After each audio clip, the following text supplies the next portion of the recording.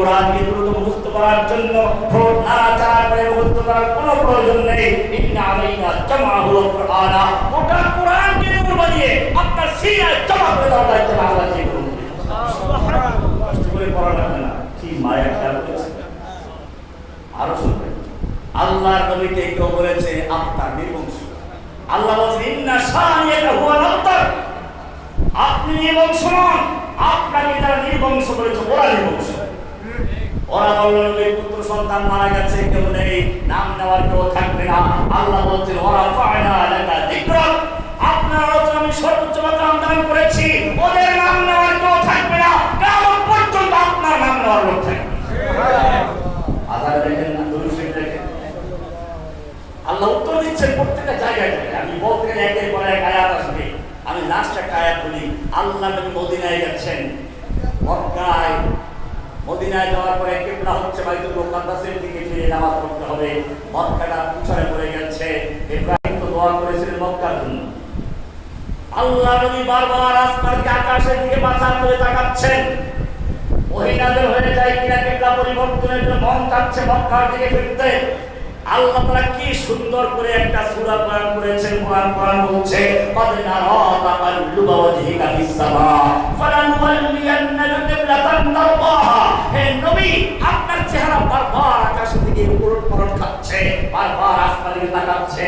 আল্লাহ দেখতে পেয়েছেন ফালানুওয়াল্লিয়ান্নাকা কিবলাতান তারদাহা, আপনাকে অচিরেই আপনার পছন্দনীয় কিবলা থেকে ফিরিয়ে দেওয়া হচ্ছে। সুবহানাল্লাহ। আওয়াল্লি ওয়াজহান আল্লাহর নবী মদিনায় যাওয়ার পরে একটু বারবার তাকাচ্ছেন ওহীর জন্য আসমান দিকে। আল্লাহ সেটাও পছন্দ করলেন, সঙ্গে সঙ্গে কিবলা পরিবর্তন করে দিলেন। এবারে আমি কেমন কথা বলছি, আসল জায়গায় আসি। এই নবীকে যখন তায়েফের ময়দানে পাথর মারা হচ্ছিল আল্লাহ দেখতে পাচ্ছেন। এই নবী যখন হুদায়বিয়ার যুদ্ধে দুইটা লোহার পোশাক পরে যুদ্ধের ময়দানে নেমেছেন, মাথায় লোহার টুপি পরা আছে, দুশমন লক্ষ্য করলো, কোনো সাধারণ তলোয়ার দিয়ে আঘাত করে কাজ হয় না, শক্ত একটা লোহার তলোয়ার দিয়ে জোরে আঘাত করলো, লোহার ভেঙে নবীর গাল দিয়ে ঢুকে দাঁতে আঘাত করলো, দুইটা বাড়ি দাঁড় পড়ে গেল, লোহার ভিতরে ঢুকে রইল। যুদ্ধের শেষে একজন সাহাবী সেই লোহা বের করার জন্য দাঁত দিয়ে কামড় দিলেন, তার দুটো দাঁত পড়ে গেছে, নবীর মুখটা রক্তে রঞ্জিত হয়ে গেল, চেহারাটা জখম হয়ে গেল। কি খবর সর্বনাশ! একটু দাঁতে ব্যথা হলে কি কঠিন অবস্থা। আমি দাঁতে ব্যথার কারণে খাইতে পারি একটু, তো আমার ভিতরে দাঁতে এখন ব্যথা আছে, বুঝতেছি কত সমস্যা। যে কারণে আপনার যদি একটু দাঁতে ব্যথা হয় তাহলে আপনি পাগল হয়ে যান। আর এই নবীর দাঁতের ভিতরে লোহা ঢুকে গেছে, দুটো দাঁত পড়ে গেছে, লোহা ভিতরে রয়ে গেছে। সেই লোহা বের করার জন্য যখন একজন সাহাবী দাঁত দিয়ে কাউকে টান দিলেন, তার দুটো দাঁত পড়েছে, লোহা বেরিয়ে আসলো, আল্লাহর নবীর মুখটা রক্তে রঞ্জিত হয়ে গেল।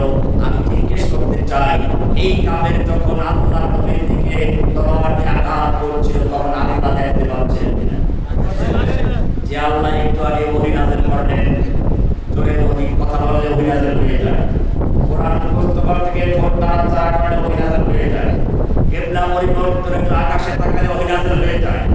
সেই নবীকে যখন এরকম আঘাত করা হচ্ছিল তখন আল্লাহ দেখতে পাচ্ছিলেন কিনা? আল্লাহ ফেরাবার ক্ষমতা ছিল কিনা? ফিরেছিলেন? কেন ফিরান নাই? সম্পর্ক নষ্ট হয়ে গেছে। এই হুজুরের সাথে আমি তো আল্লাহ মুসলিম মানুষ, আমার কোনো এলাকার ধরে মার হলো, হুজুরের ফিরান নাই, হুজুর নাই থাকবে আর। তাহলে আল্লাহ তাআলা দেখছেন ফিরাবার ক্ষমতা আছে, ফিরান নাই কেন? সম্পর্ক নষ্ট হয়েছে। কোরআন না নষ্ট হয় নাই। আল্লাহ ওয়াল্লাইলি ইযা সাজা মা ওয়াদ্দাআকা রাব্বুকা ওয়া মা ক্বালা, আপনার রব আপনাকে ছেড়ে দেন নাই, আপনার অসন্তুষ্ট হন নাই, বলে তাহলে আমাকে এত মারলো, তুমি কেন ফিরাও নাই? আল্লাহ বলছেন, তো দিচ্ছেন আম হাসিবতুম আন তাদখুলুল জান্নাতা ওয়া লাম্মা ইয়াতিকুম মাসালুল লাযীনা খালাউ মিন ক্বাবলিকুম ওয়াসসাবুল বা'সাউ ওয়াদ-দাররা ওয়া যুলজিলু হাত্তা ইয়াকুলা আর-রাসূলু ওয়াল্লাযীনা আমানু মা'আহু মাতা নাসরুল্লাহ। তোমরা কি মনে করে যাইবা আম হাসিবতুম আন তাদখুলুল জান্নাহ জান্নাতে আপনি ঢুকে যাইবে ওয়ালাম্মা ইয়াতিকুম মাসালাল্লাযীনা খালাউ মিন ক্বাবলিকুম আর তোমাদের কাছে আসবে না ওই সমস্ত বিপদ আপদ মুসিবত যা এসেছিল তোমাদের আগের লোকদের প্রতি মাসালুল বাসা ওয়া দাররা ওয়া যুলজিলু তাদের উপরে আছে কঠিন দুর্ভিক্ষ কঠিন দুর্যোগ কঠিন বিপদ আপদ মুসিবত ভূমিকম্পের ন্যায় শত্রু আক্রমণ এমন বিষয় রাসূল এবং আল্লাহর সাহাবীরা বলতে বাধ্য হলেন মাতা রাসূলুল্লাহ আল্লাহর সাহায্য কবে আসবে শেষ হয়ে যাচ্ছে ঠিক অবস্থা ইব্রাহিম আলাইহিস সালামকে আগুন নিক্ষেপ করা হচ্ছে জিবরাইল মিকাইল ইসলাম এসে হাজির হয়ে গেল ইব্রাহিম বললেন আরে জিবরাইল আমি তো তোমার দাওয়াত দেই নাই আমি দাওয়াত দিয়েছি ইন্নী ওয়াজ্জাহতু ওয়াজহিয়া লিল্লাযী ফাতারাস সামাওয়াতি ওয়াল আরদা হানিফা ওয়া মা আনা মিনাল মুশরিকিন আমি মুশরিক দাওয়াত বলতে নই আমি এক আল্লাহর ডাক দিয়েছি সে আল্লাহর সাহায্য কামনা করছি তোমাদের সাহায্য করতে পারবে না এবারে আল্লাহ কি করলেন আল্লাহ তাআলা ইব্রাহিম শুনুন এবারে জিবরাইলকে বললেন জিবরাইল মাথা দিয়ে নমরুদের গোষ্ঠীকে উঠিয়ে দাও মিকাইলকে বলেন না বৃষ্টি দিয়ে ভাসিয়ে দাও ইসরাফিলকে বলেন না সিংহের মুখটা দিয়ে উড়িয়ে দাও আল্লাহ নিজে সরাসরি বলেছেন কুলনা ইয়া নারু কুনি বারদান ওয়া সালামান আলা ইব্রাহিম আমার ইব্রাহিম সরাসরি আমার সাহায্য দিয়েছে আমরা সরাসরি আগুনকে বুঝে আগুন ঠান্ডা হয়ে যাও আগুন ঠান্ডা করার মালিক কে যে আল্লাহ রাব্বুল আলামিন ইব্রাহিমের জন্য নমরুদের আগুনকে ঠান্ডা করে দিয়েছেন ও যুবক তোমাকে জিজ্ঞেস করতে চাই সে আল্লাহ রাব্বুল আলামিন বর্তমান যুগের নমরুদের তো ক্ষেপণাস্ত্র বলো পারমাণবিক বোমা বলো যত রকমের অস্ত্র গোলাগুলো যাচ্ছে সবগুলো ঠান্ডা করে মুসলিমদের বিজয় দিতে পারেন কিনা আল্লাহ দুর্বল হয়ে গেছে आज भी जो करे इब्राहिम का ईमान पैदा आज भी जो करे इब्राहिम का ईमान पैदा आप कर सकती है अंदाज़ुल इस्लाम पैदा मूसा अलैहिस सलाम ফেরাউনের বিরুদ্ধে লড়ছেন সামনে নদী পিছনে ফেরাউনের বিশাল বাহিনী কোথায় যাবেন আল্লাহ বলছেন না আমার সাহায্যের জন্য অপেক্ষা করো লাঠি মারো লাঠি মারলে পানি দুভাগ হয়ে দাঁড়িয়ে আছে মুসার বাহিনী সাগরের মাঝখান দিয়ে চলে গেছে ফেরাউনের বাহিনী নামলো চুবিয়ে মারলেন আমি জিজ্ঞেস করতে চাই যে আল্লাহ রাব্বুল আলামিন মুসার জন্য পানিকে ভাগ করে দিলেন ফাঁকা করে দিলেন পানি পার হয়ে চলে গেলেন আর ফেরাউনকে চুবিয়ে মারলেন সে আল্লাহ রাব্বুল আলামিন বর্তমান যুগের ফেরাউনদেরকে বাংলায় চুবিয়ে ধ্বংস করতে পারেন কিনা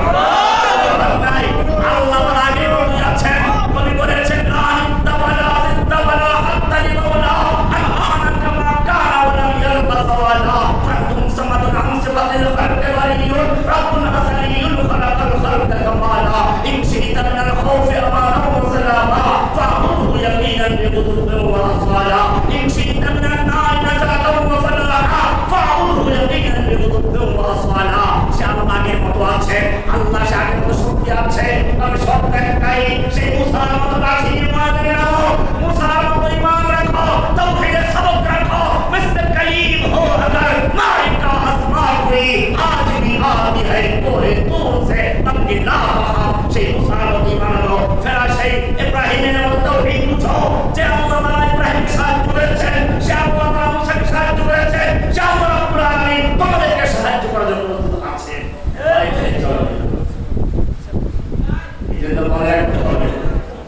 দুশ্মনদেরকে আল্লাহ আমাদের মধ্যে সুযোগ দেন আমাদের ইমানের দুর্বলতার কারণে আল্লাহর সাহায্যের একটা নিয়ম আছে ইউসুফ আলাইহিস সালাম গল্প আপনারা পড়েন ইউসুফ আলাইহিস সালামকে জুলাইখা 7টা তালা দিয়ে তারপরে ডাক দিল অপহরণ করার জন্য ইউসুফ আলাইহিস সালাম কি ওখানে বসে দোয়া করেছিলেন দৌড় দিয়েছিলেন কেন দৌড় দিলেন দেখতে পাচ্ছেন দরজা বন্ধ দৌড় দিলেন কেন দৌড় দিয়েছেন জুলাইখা এলাম দিয়ে বসে বসে হাসি আর বসে যাও রাখা হয়ে যাবে দরজা বন্ধ আছে জুলাইখা আবার বলছে না এই জন্য কি ইউসুফ আলাইহিস সালাম জানেন আল্লাহর সাহায্য পেতে হলে বসে বসে নয় দোয়া করতে হবে আমল হতে হবে দোয়া করতে হবে ময়দানে আসতে হবে আমার ক্ষমতা আছে দৌড় দিয়ে দরজা পর্যন্ত যাওয়া তারপরে আল্লাহর সাহায্য কামনা করা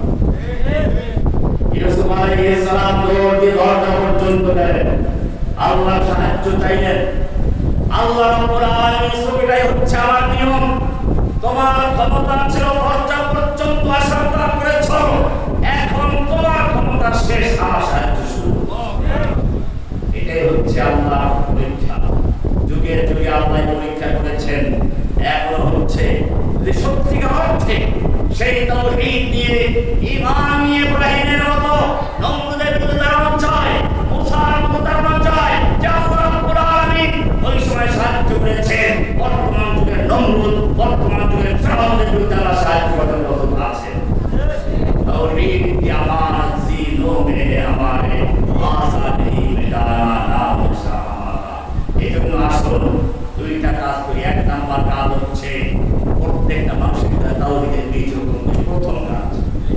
প্রথম কাজ হচ্ছে অভিযোগ করা, এই কাদিনী হয়ে যাচ্ছে, এই খ্রিস্টান হয়ে যাচ্ছে। আরে ভাই, কাদিনী এই খ্রিস্টান হয় কেন? আপনি কি খ্রিস্টান হবেন? ও হচ্ছে কেন? আপনার ভিতরে যতটুকু ঈমান বসেছে, ওর ভিতরে অতটুকু ঈমান বসে না। ও জানে না তাওহীদ কি জিনিস। ও মনে করে খ্রিস্টান একটা আল্লাহর ধর্ম, এটাও ধর্ম। কাদিনী আল্লাহর কথা কয়, এটাও আল্লাহর কথা কয়, কোনো পার্থক্য বুঝে না, খ্রিস্টান হচ্ছে। সেজন্য আল্লাহর নবী খেয়াল করুন, মক্কায় যখন তাওহীদের দাওয়াত শুরু করলেন, তখন মক্কায় খায় কাবার মাস পরে 360টা মূর্তি দাঁড়িয়ে আছে, হোমাল আছে, রাত আছে, উজ্জা, মানাত, ওয়াত, সুওয়া, ইয়াগুস, ইয়াউত, নাসর, কত মূর্তি, 360টা মূর্তি করে নাম বলবো, সব দাঁড়িয়ে আছে। আল্লাহ নবী ইচ্ছে করে রাতের অন্ধকারে 10-20টা মূর্তি ভাঙতে পারতেন না। হামজার মতো বীর পুরুষ, ওমরের মতো লৌহ মানব, আল্লাহ নবীর সঙ্গে আছে, আলীর মতো যুবক আছে, 10-20টা মূর্তি ভাঙার ব্যাপার ছিল। বুঝেছিলেন? কেন ভাঙলেন নাই? ভালো করে বুঝুন, কেন ভাঙলেন নাই? তোমার আমার এখন কাজ চেষ্টা হচ্ছে। আল্লাহ নবী সাল্লাল্লাহু আলাইহি ওয়াসাল্লাম দেখলেন এই লোকগুলোর অন্তরের ভিতরে মূর্তি মোহাম্মদ ভালোবাসা আছে, এখন ভাঙলে কালকে আবার বানাবে। আমার প্রথম কাজ হচ্ছে ওই ইট পাথরের মূর্তি না ভেঙে ওদের অন্তরের ভিতরে যত মূর্তি বসে আছে সব মূর্তি ভেঙে চুরমার করে মূর্তির বিরুদ্ধে এমন ঘৃণা তৈরি করতে হবে, তাওহীদ রোপণ করতে হবে, যেন ওরা নিজেরা মূর্তি ভেঙে চুরমার করে দেয়। দেখেন নাই বলে একান্তে মূর্তি কেন ভাঙলো? 1.5 যুগ পর্যন্ত মূর্তি বসাইল, পাথরের মূর্তি, পিতলের মূর্তি, কোটি টাকার মূর্তি বসাইছিল না? কারণ হচ্ছে ওই 1.5 যুগ পর্যন্ত সে মূর্তি বসাইয়া মানুষের মনের ভিতরে মূর্তির ভালোবাসা তৈরি করার চেষ্টা করেছে, কিন্তু অন্তরের মালিক কে? আল্লাহ। অন্তরের মালিক তুমি না। তুমি রেডিও কিনতে পারো, প্রচার করতে পারো। আমি তো জেনেছিলাম জেলখানায় ওই পৃথিবী ছাড়া কিছু দেখা যায় না, সারা দিন কেবলই খবরটা খালি একটু দেখতাম, তাও তার মনে হয় ভেঙে উঠতে পারবো, ওর রাস্তায় নষ্ট হবে। পৃথিবীতে প্রচার, আর পরে আবার রাস্তা করে মূর্তি, জেলখানার ভিতরে আবার পাইছে মূর্তির কর্নার, মুজিব কর্নার, হাসপাতালে মুজিব কর্নার, সব জায়গায় মুজিব, স্কুল করে মুজিব কর্নার। আল্লাহ রাব্বুল আলামিন দেখালেন তুমি যতই মানুষের মনের ভিতরে তোমার বাবার মূর্তি বসাতে চাও, অন্তরের মালিক তুমি নাও, অন্তরের মালিক আরশের মালিক। অন্তরে এমন ঘৃণা তৈরি করলে সুযোগ যখন পেল 1.5 যুগ ধরে যত মূর্তি বসিয়েছিল সব মূর্তি একদিনে ভেঙে চুরমার করে দিয়েছে। যেইগুলো ভাঙার সম্ভব হয় নাই, কে লাগিয়ে বসিয়ে দিয়ে ভেঙে চুরমার করে দিয়েছে।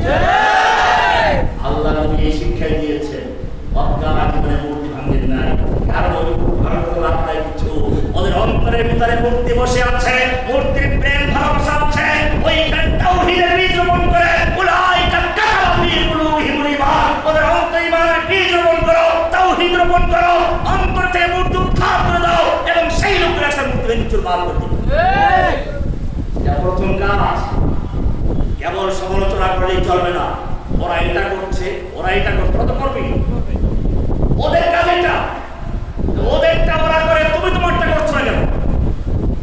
সেই জন্য মনে রাখবেন, আমি বলবো প্রত্যেকটা এলাকায় ঐক্যবদ্ধ হন, যে যেই দল করেন সংঘবদ্ধ হন, যেইখানে কোনো কাদিয়ানী আছে, যেই কোনো খ্রিস্টান যাচ্ছে, তাকে তাওহীদ বুঝান, ঈমানের বীজ রোপণ করেন, ঈমানের শিক্ষা দেন, দেখবেন ইনশাআল্লাহ মুসলমান কাদি হওয়ার কথা, যেগুলো কাদি হয়ে যাচ্ছে, খ্রিস্টান হয়ে যাচ্ছে, কালেমা পড়ে আমার নতুন ইসলাম গ্রহণ করবে ইনশাআল্লাহ। এটা প্রথম কর্মসূচি।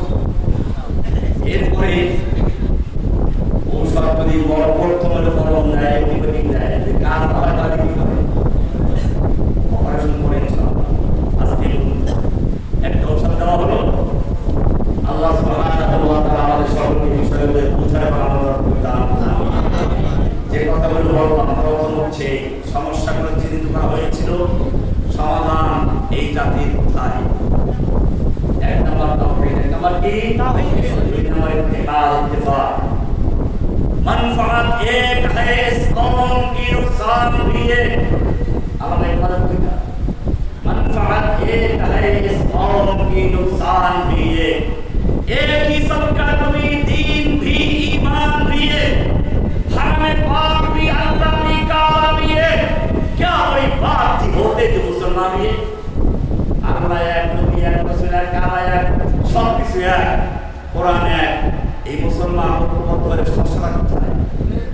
সেই জন্য যে যে দল করেন, যে যে মতের থাকে, এখন সময় এসেছে যার যার মতে থাকে, সমস্যা নেই, ঐক্যবদ্ধ হন বৃহত্তর স্বার্থে। নতুন মনে রাখবেন, মনে রাখবেন, আপনি আমি বসে আছি, ঘুমিয়ে আছি, দুশ্মন ঘুমিয়ে নাই, ওরাদের কর্মসূচি বাস্তবায়ন হয়ে যাচ্ছে। ওরা কর্মসূচি নিয়েছিল বা সেই বাবরি মসজিদ ভাঙবে, তারা সেই বাবরি ভেঙেছে, তারপরে সেখানে রাম মন্দির তৈরি করেছে, মুসলমান সারা বিশ্ব তাকিয়ে দেখেছে, আর কিছু মিছিল করেছে, কাজ হয়েছে। ওদের প্ল্যান ছিল জম্মু কাশ্মীরের ৩৭০ ধারা বাতিল করে দিয়ে তাদের বিশেষ ক্ষমতা যা আছে এটা বাতিল করে দিয়ে ইন্ডিয়ার সাথে সমান করে দেওয়া, এই স্বপ্ন নিয়ে তারা কাজ করেছে এবং ধীরে ধীরে সেটা বাস্তবায়ন করেছে।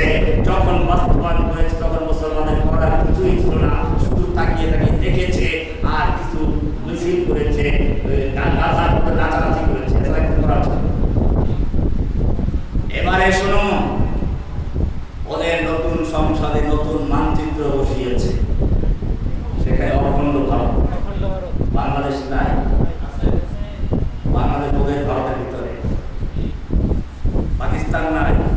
এক কথায় পাকিস্তান, বাংলাদেশ, বার্মা সহ এক অখণ্ড ভারত, এইরকম মানচিত্র করে তারা সংসদে স্থাপন করে দিয়েছে। এটা তো দেখলাম এখন সেটা বাস্তবায়ন করার স্বপ্ন দেখছে। এবং যদি মুসলমানেরা এখন সচেতন না হয় তাহলে মনে রাখবেন, স্পেনে একসময় মুসলমান ছিল, মসজিদ ছিল, মিনার ছিল, বড় বড় কিতাবের কাছে তাফসীরের কুতুবি মানে পর্দা দেখা, সেই বুখারা সামারকান্দ সেখানে মুসলমান ছিল। এখন কি আছে? জেনে রাখবেন, বাংলাদেশের একসময় ইতিহাস হয়ে যাবে এই মসজিদ বাবর রাজনীতিকাদের চাপ। এখনো সুযোগ আছে ওদের প্ল্যান বাস্তবায়ন করার জন্য, ওরা এগিয়ে যাচ্ছে, ওরা সেজন্য প্রস্তুতি নিচ্ছে, প্রশিক্ষণ নিচ্ছে। যদি বাংলাদেশকে রক্ষা করতে চাও, যদি বাংলাদেশের ভূখণ্ড বাঁচাতে চাও, যদি নিজের ঈমান বাঁচাতে চাও, ভবিষ্যৎ প্রজন্মকে যদি বাঁচাতে চাও, এখনো সময় আছে। সমস্ত দলীয় মতবাদ ভেঙে নিয়ে ঐক্যবদ্ধভাবে এক মাত্রে তাওহীদের পতাকাতলে চলে আসো এবং আল্লাহর সুন্নাহ মোতাবেক প্রস্তুতি গ্রহণ করো। ইনশাআল্লাহ আল্লাহ বিজয় দান করবেন। বিজয় দান করেন কে? আল্লাহ। রাসূল মিনাল্লাহি ওয়া ফাতহুন কারীম ওয়া বাশশিরিল মুমিনিন। আল্লাহ সুবহানাহু ওয়া তাআলা আমাদের সকলকে কথাগুলি বুঝা এবং আমল করার তৌফিক দান করুন।